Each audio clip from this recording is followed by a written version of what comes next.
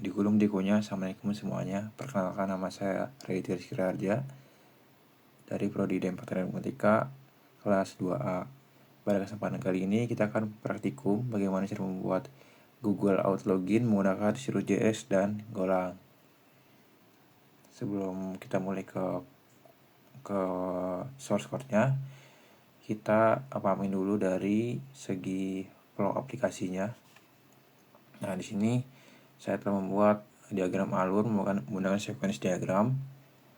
Di sini ada interact dari ada aktor dari user dan interact dari front end, back end, dan Google API. Nah, yang pertama, user mengklik sign in with Google, lalu front end akan menginteract ke Google API dan memberikan form pop-up login. Nah, jika loginnya berhasil, Google API akan mengirimkan atau mereturn ID token JWT ke front end. Nah, lalu di sini front end mengirim endpoint dengan metode post out /google dan ID token JWT ke backend. Lalu backend ini akan memproses dan mengirimkan kembali metode get token info ID token ke Google API. Nah, Google API akan memvalidasi jika metodenya benar, maka akan mereturn kembali ID-nya adalah name, email, dan picture ke backend. Lalu backend akan memproses, dan dari backend juga akan memvalidasi ulang. Jika sesuai, maka diarahkan kembali ke front end dan mendapatkan respon 200 OK. Nah, di front end akan menyimpan sesi ke cookie dan meredirect dari halaman index atau halaman login ya ke halaman support HTML. Nah, lalu ketika user klik logout, maka dari front end akan menghapus cookie dari lokal dan meredirect kembali ke index.html. Nah, ini ada struktur projectnya ya. Jadi ada backend. Di backend ini ada handler. Handler ini untuk menampung out Google, out me, dan logout. Ini merupakan 3 endpoint. Lalu ada middleware.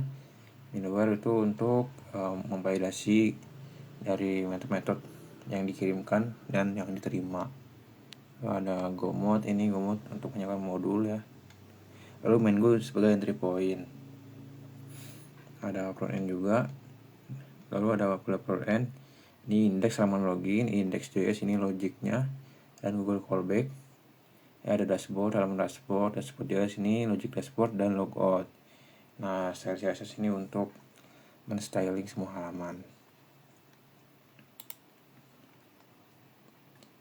Oke, next kita di praktikum ini kita perlu yang namanya client ID dari Google Cloud Console. Nah, yang pertama kalian buka dulu website console.google.com ya, consolecloud.google.com. Nah, ini kalian klik sidebar ya, garis 3, lalu klik API dan kredensial. Nah, terus klik kredensial out client ID, pilih application type-nya menjadi web application.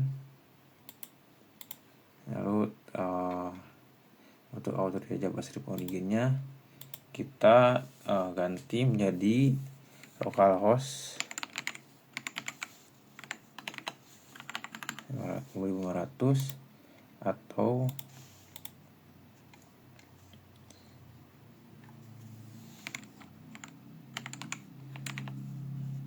ya kita ganti menjadi halaman jadi URL localhost ya.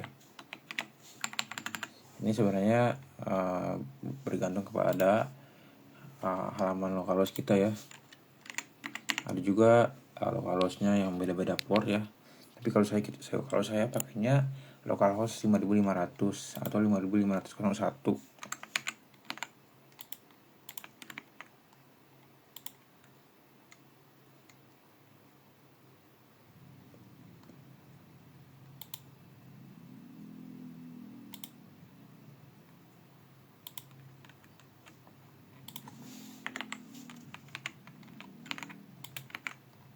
Nah, kita klik create. Nah, ini ada kredensial dari klien ID. Nah, klien ID-nya kita simpan ya. Kita simpan ke dalam laptop saja ya.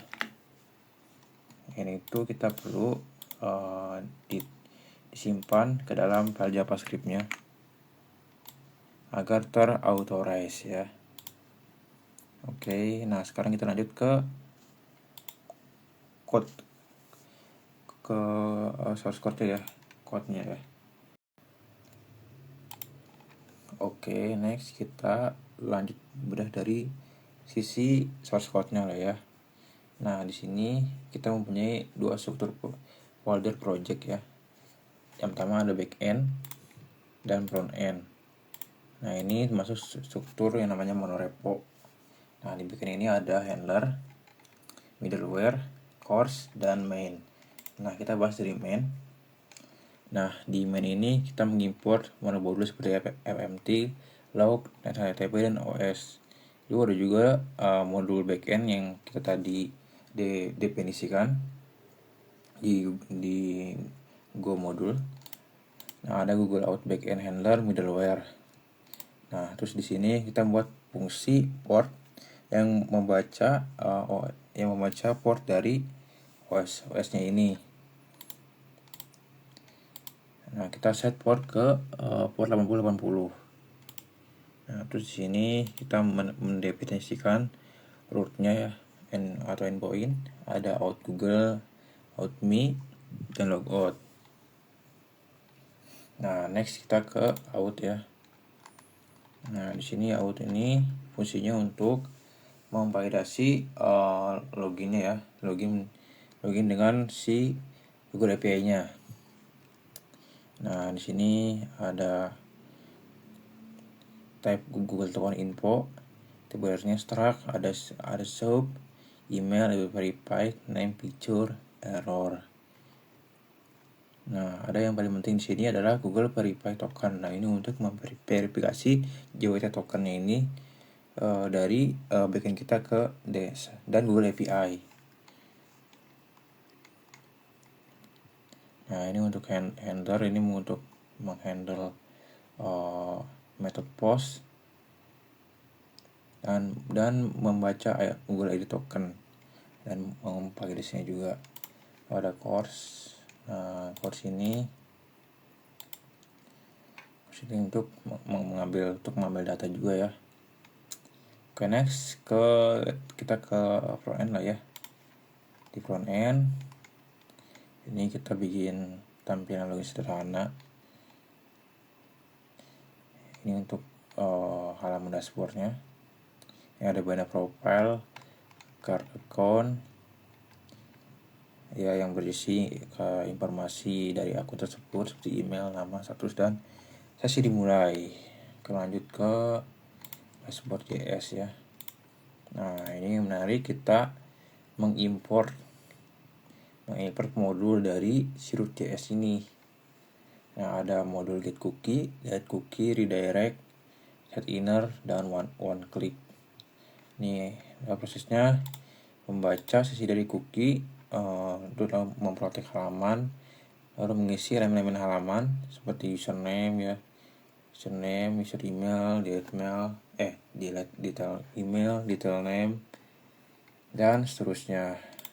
Nah, ini seperti yang kita jelaskan di awal, ketika usernya logout maka akan menghapus dari si cookie tersebut. Nah, di sini ada 4 cookie ya.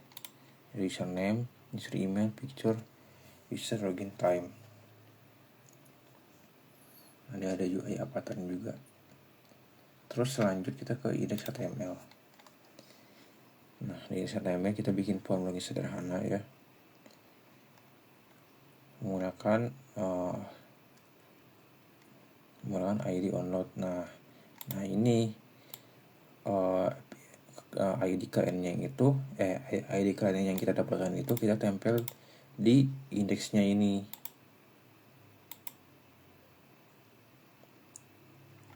Oke, mungkin cukup lah ya. Ada lagi nih index.js. Ini kurang lebih sama, kita mengimpor modul-modul dari Siro.js-nya tersebut. Lalu ada backend URL-nya untuk menghubungkan frontend dengan backend. Oke, langsung aja ya kita demo dari segi aplikasinya. Nah, untuk demo kita menggunakan lab server ya. Ntar saya buka URL-nya dulu.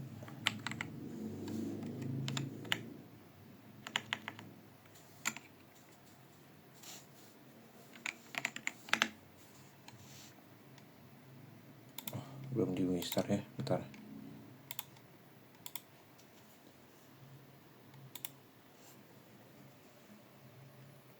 Oke, sip. Kita buka dulu ya. Nah, di sini ada form login sederhana. Kita klik login. Nah, ini login sudah berhasil.